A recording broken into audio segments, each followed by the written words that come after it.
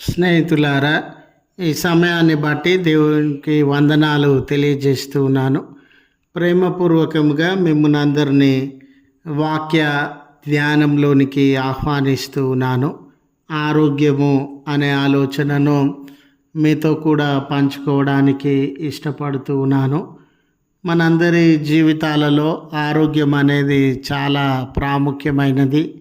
ఈ ఆరోగ్యాన్ని సంపాదించుకోవడానికి మనకు ఏమీ అవసరమై ఉన్నది అనే ఆలోచనను మీతో కూడా పంచుకోవడానికి ఇష్టపడుతూ ఉన్నాను కనుక దేవుని యొక్క వాక్యమును మీరు ముగింపు వరకు ఆలకించాలని మీ కుటుంబ సభ్యులతోనూ తోటి విశ్వాసులతోనూ ఈ వీడియోను పంచుకొనండి.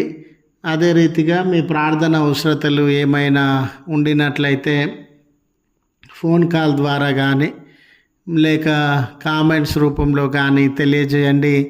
నమ్మకంగా మీ కొరకు ప్రార్థించడానికి సిద్ధంగా ఉన్నాము.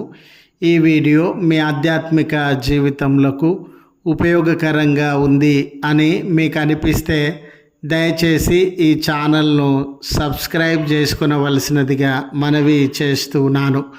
లేఖనము ఇర్మియా 30వ అధ్యాయము 17వ వచనము, నేను నీకు ఆరోగ్యము కలుగా చేసేదను. స్నేహితులారా, మన పెద్దలు ఆరోగ్యమే మహాభాగ్యము అని పలికినటువంటి వారుగా ఉన్నారు. ఈనాటి మానవుడు ఆస్తిపాస్తులను, అంతస్తులను, సుఖభోగములను, ఈ లోక సంబంధమైన వస్తు సంపదలను, గౌరవ మర్యాదలను, స్థాయిని, అధికారాన్ని చేపట్టడం కొరకు ఎక్కువ సమయాన్ని, శ్రమను కేటాయించి విలువైనటువంటి ఆరోగ్యాన్ని గురించి పట్టించుకోవడంలో వెనుకంజ వేసేటటువంటి వాడుగా ఉన్నాడు. గనుక ఆరోగ్యము పాడైన తర్వాత ఏ గౌరవం ఉండి, ఏ స్థాయి ఉండి, ఏ అధికారం ఉండి, ఏ ఆస్తిపాస్తులు ఉండి, ఎన్ని సంపదలుండి, విలువైన వస్తువులుండి, సమాధానం కానీ నెమ్మది కానీ ఎన్ని ఉన్నా కూడా ఆరోగ్యం లేకపోతే అవన్నీ కూడా వ్యర్థమని మనము గ్రహించగలిగినటువంటి వారంగా ఉండాలి. కనుక మొదట ఆరోగ్యానికి మనము పెద్దపీట వేసి ఆరోగ్య విషయంలో శ్రద్ధ కలిగినటువంటి వారంగా ఉండాలి. మనలో చాలామంది ఈ దినాలలో వాతావరణ పరిస్థితులను బట్టి కానివ్వండి, ఆహార కల్తీని బట్టి కానివ్వండి, లేక వ్యక్తిగతమైన దురలవాట్లను బట్టి కానివ్వండి, భౌతికపరమైన అనారోగ్యాలకి లోనవుతున్నటువంటి వారుగా ఉన్నారు. అయ్యా, మనం జాగ్రత్త తీసుకోవాలా? మనము ఆలోచన చేసుకోవాలా? మనము ఏది మంచి, ఏది చెడు అని నిర్ణయించుకోవాలా? ఈ ఆరోగ్య విషయంలో దేవునికి ఏమి సంబంధము అని అనుకునేటటువంటి వారంగా మనము ఉండవచ్చు. స్నేహితులారా, దేవుడు అనుగ్రహించే దీవెనలన్నిటిలో, దేవుడు అనుగ్రహించేటటువంటి ఆశీర్వాదాలన్నిటిలో ఆరోగ్యం అనేది చాలా ప్రాముఖ్యమైనది. దేవుని కాపుదల, భద్రత, దేవుని నడిపింపు ఉండినప్పుడు మనము శ్రేష్టమైన ఆరోగ్యాన్ని అనుభవించగలము అనే సత్యాన్ని మొట్టమొదట మనము గుర్తించగలగాల.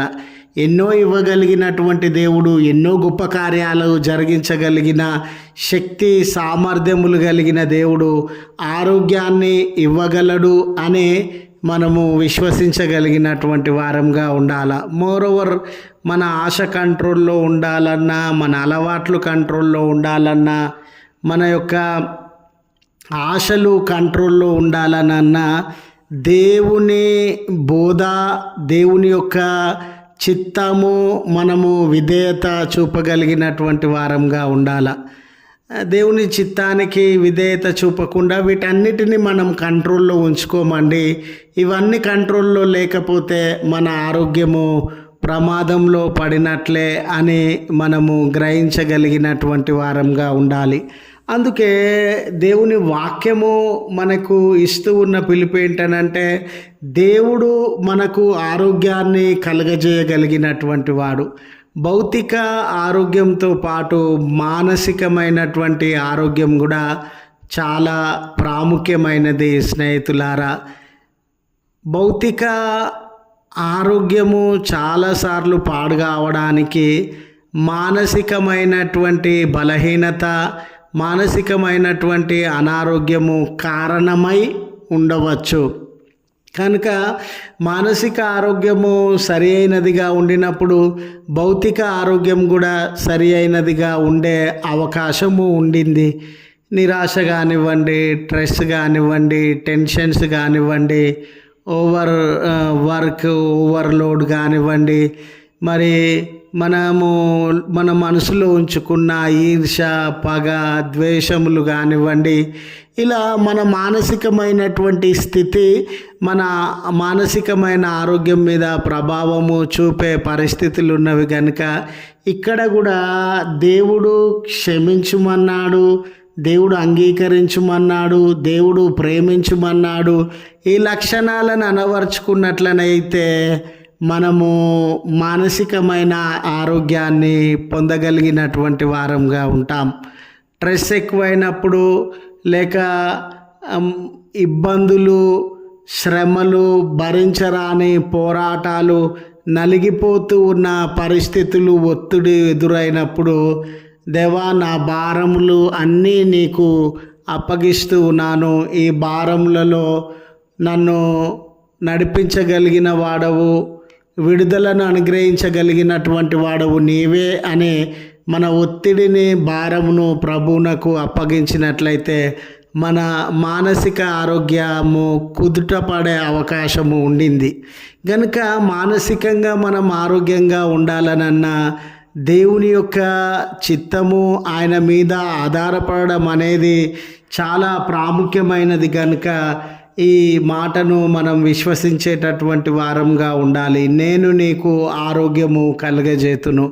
మూడో విషయం అండి, మానవుడు భౌతిక పరమైన అనారోగ్యాన్ని, మానసిక పరమైన అనారోగ్యాన్ని మాత్రమే కాదు, ఆధ్యాత్మిక పరమైన అనారోగ్యాన్ని కూడా అనుభవించేటటువంటి వాడుగా ఉన్నాడు.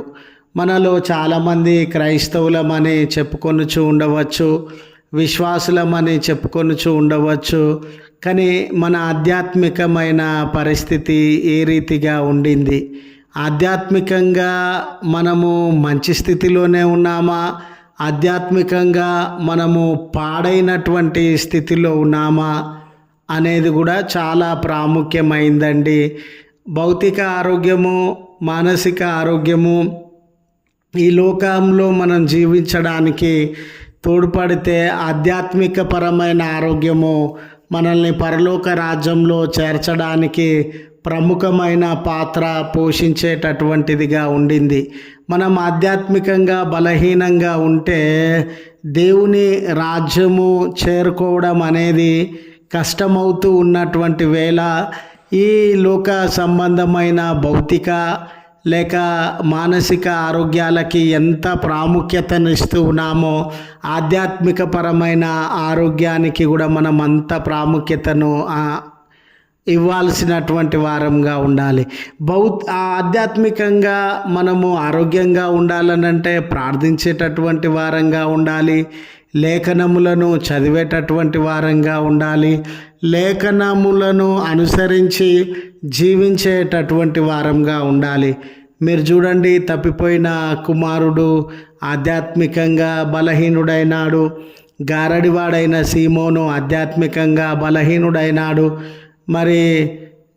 మరి సీమోన్ సమరయు ఆ స్త్రీ ఆధ్యాత్మికంగా బలహీనురాలైంది. వీరు ప్రభువు చెంతకు వచ్చి ఉన్న సందర్భంలో వారు ఆధ్యాత్మికంగా స్వస్థతను అనుభవించినటువంటి వారుగా ఉన్నారు. ఈ దినాన మీరైనా కానివ్వండి, నేనైనా కానివ్వండి, జీవితంలో భౌతికంగా, మానసికంగా, ఆధ్యాత్మికంగా ఏదో ఒక చోట అనారోగ్యాన్ని అనుభవించుచున్నటువంటి వారం కనుక స్వస్థతనివ్వగలిగిన రక్షకుడైన విమోచించగలిగిన ప్రభు యుద్ధకు మనము రావాలి. ఆయన మీద ఆధారపడాలి. ఆయన మనలను స్వస్థపరిచేటటువంటి వాడని గుర్తు చేస్తూ ఈ మాటలను ముగిస్తూ ఉన్నాను. ప్రార్థించుదము. కృపగల తండ్రి, మీ ఉన్నతమైన నమ్మకమైన కృపను బట్టి మీకే కృతజ్ఞతలు స్తోత్రములు చెల్లిస్తున్నాం. మేము మంచివారమని కాదయ్యా, యోగ్యులమని కాదయ్యా, మాలో ఏదో శ్రేష్టమైన తలాంతులు ఉన్నవని కాదయ్యా, ఉచితమైనటువంటి మీ కృపను బట్టియే మరొక నూతన దినాన్నే మా జీవితాలలో అనుగ్రహించుచున్నటువంటి దేవుడవు. మాలో ఒక్కొక్కరం కూడా అది శరీరపరమైన, మానసికపరమైన, ఆధ్యాత్మికపరమైన అనారోగ్యములను అనుభవించేటటువంటి వారంగా ఉన్నాం. ఏ రకమైన అనారోగ్యమైన మనల్ని కృంగదీస్తూ ఉంది, దుఃఖం పాలు చేస్తూ ఉంది, ఎన్నో కష్ట నష్టములను మాకు కలుగజేసేటటువంటిదిగా ఉండినది.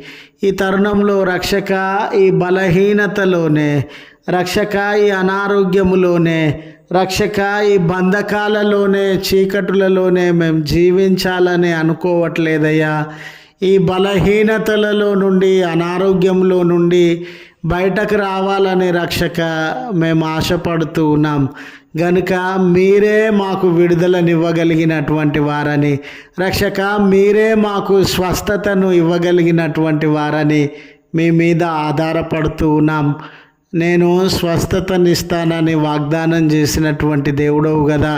కృంగిపోయిన జీవితాలలో నుండి, ఆధ్యాత్మిక చీకటిలలో నుండి, నలిగిపోయిన బ్రతుకులలో నుండి, బలహీనపరచబడిన శరీరములలో నుండి మాకు స్వస్థతను అందించవలసినదిగా దయగల తండ్రి, ఈ ప్రార్థనలో ఏకీభవించే బిడ్డలు ఎట్టి అనారోగ్యములు, సమస్యలు, బంధకాలలో ఉన్న విడుదలను అనుగ్రహించి ఈ దినపు దీవెనలతో వారిని దర్శించి వెడ్డింగ్ యానివర్సరీస్ కానివ్వండి, బర్త్డేస్ కానివ్వండి జరిగించుకొనుచున్న బిడ్డలకు నూతన దీవెనలను వారి మీద వర్షింపజేసి సుదూర ప్రయాణముల కొరకు సిద్ధపడుతూ ఉన్న బిడ్డల ప్రయాణం అంతటిలో మీ కాపుదలను అనుగ్రహించుమని క్రీస్తు పేరట వేడుకొనుచు నాము తండ్రి.